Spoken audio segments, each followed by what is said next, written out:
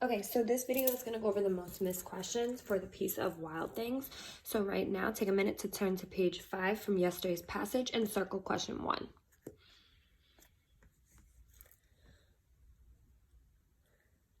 Okay, we're going to go over question 1. So the first thing you should do is you should always read and annotate your question.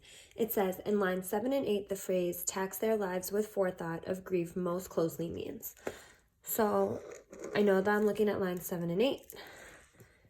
This is my phrase, and I got to figure out what it most closely means. So, something you need to make sure that you're doing. 1, annotate the question. We just did that. The second step is I have to read the entire context around lines 7 through 8, which is a skill that we have been working on when it comes to certain multiple choice questions. To read lines 7 and 8 is not enough. You need to go back and you need to read a little bit before and a little bit after. So I'm going to do that now.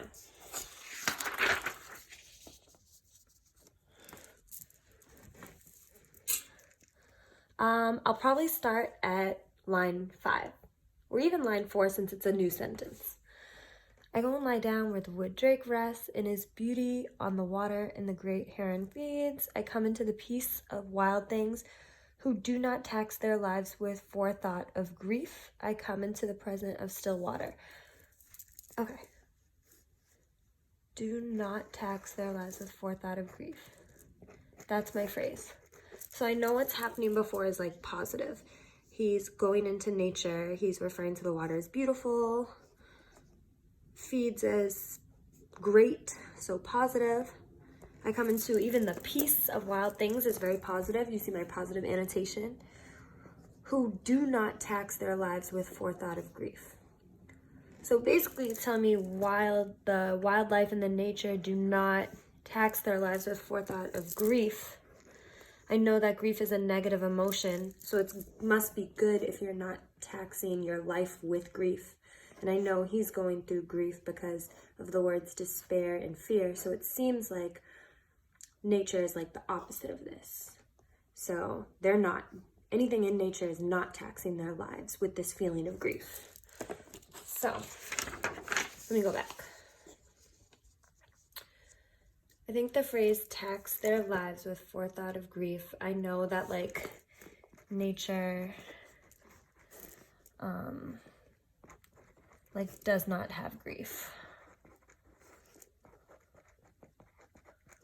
When we looked at your options, no one really said B, so I'm gonna just eliminate that for time. Pay money to avoid thinking about sad things. Well, I could see how you might think that because of the word tax, but it has nothing to do with the context of the phrase, so I'm gonna eliminate A. C, mourn when something terrible happens. Mourn means like sadness. It seems like he's almost like shouting out nature for not having this feeling of sadness, but I guess I'll make sure and I'll read D. Waste time worrying about bad things happening. Nature does not waste time about bad things happening. My best answer choice is D. And I would have only known that by going back and reading outside of lines 7 and 8.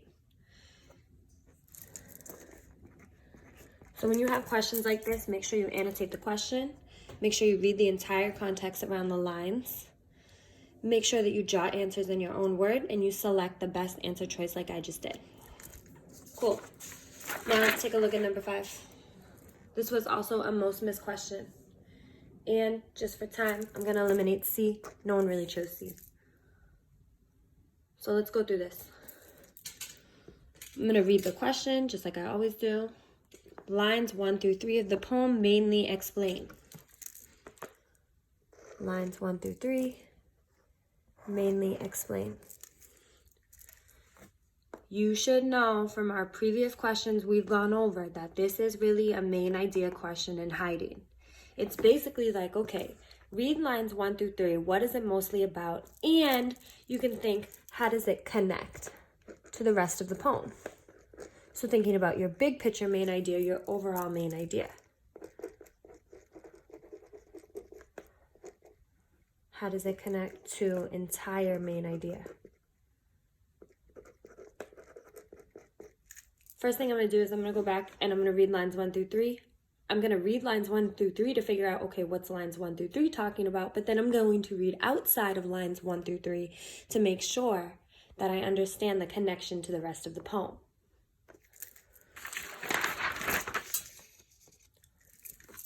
Lines 1 through 3. When despair for the world grows in me, and I wake in the night at the least sound, in fear of what my life and my children's lives may be, I go and lie down where the wood drake rests in his beauty on the water, and the great heron feeds. Cool. So it looks like if these are lines 1 through 3, it's talking about how he feels sad, he's in fear, he's thinking like these negative things. But when he's thinking these negative things, according to line 4, that's when he goes out to nature. So, lines 1 through 3 of the poem mainly explain that, like, has negative thoughts. That's lines 1 through 3. The connection is that it's the reason why goes to nature. So let's take a look at these answer choices. A, the speaker often has trouble sleeping.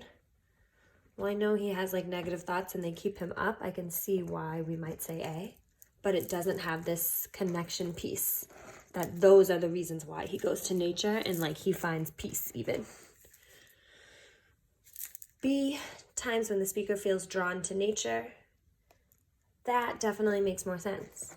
That has both of my pieces, what lines 1 through 3 are about and how they connect to the poem. Let me just double check D. The speaker's relationship with his children. Not what lines 1 through 3 is mainly explaining. B is my best answer choice. And I found that because I went back to the main idea of these specific lines, but then I considered the big picture main idea and like how these lines connect to bigger ideas, like the reason why our speaker goes out to nature. So make sure you use these strategies